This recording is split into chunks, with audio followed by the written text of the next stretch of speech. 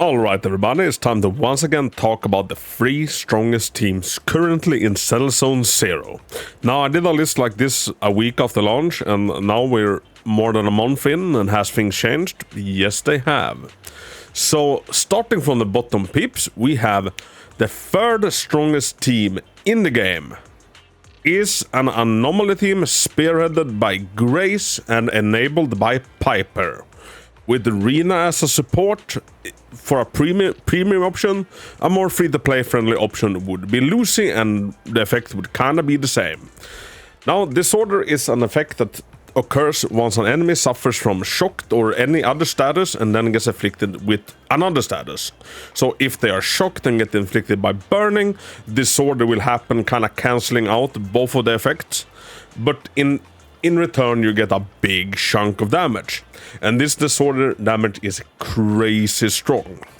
Now my prediction for 1.1 is that this team will like maybe pop up to the absolute strongest one, although with Piper being switched out for Jane Doe. Now this is an absolutely freaking crack team and it's super fun to play, and I couldn't recommend it enough. Piper has been one of my favorite passion units since the beginning, and she's just a full-on blast.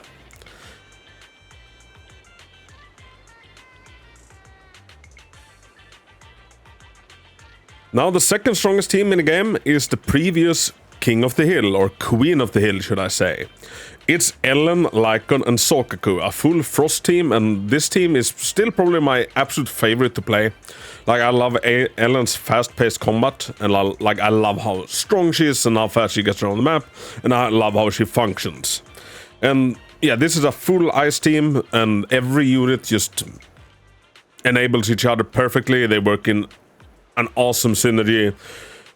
Hako, one of the strongest supports in the game. People run Hako even if it's not like an ice team they're running, simply because the buffs are that strong and they last that long. And Lyon, as of right now, is still the strongest stun unit in the game, increasing the stun damage that enemies take.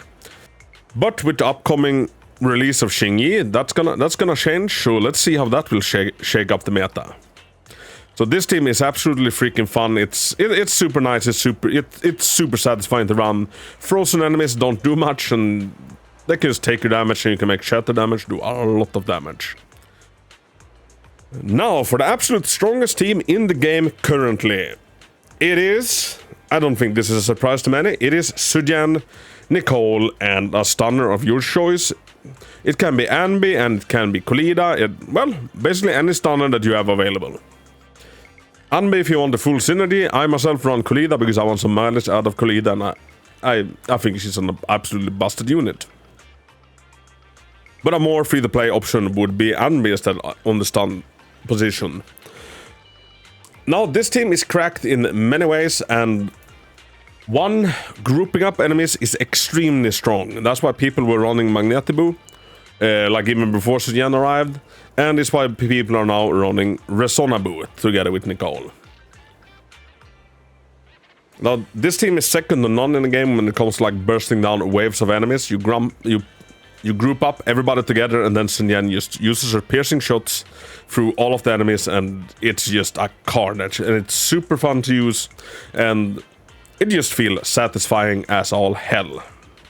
And with the release of Xingyi, we might be seeing her as the designated stunner for this team, which is just gonna solidify its place on the top. Now something that's gonna be interesting to see is this team gonna still remain at the number 1 simply because of the grouping potentials, or will the release of Jane Doe knock them down a peg because Disorder is so strong? So I think it's gonna come down to Disorder versus grouping. Which one is more efficient, which one is more effective, which one saves you the most time? And I want to make an honorary mention to the 4th spot, which is a Nekomata team. Nekomata, Piper, and a support of your choice can be Lucy. Probably should be Lucy. Now Nekomata is super strong. It's a super fun team to use, although it does fall behind these 3 in my opinion.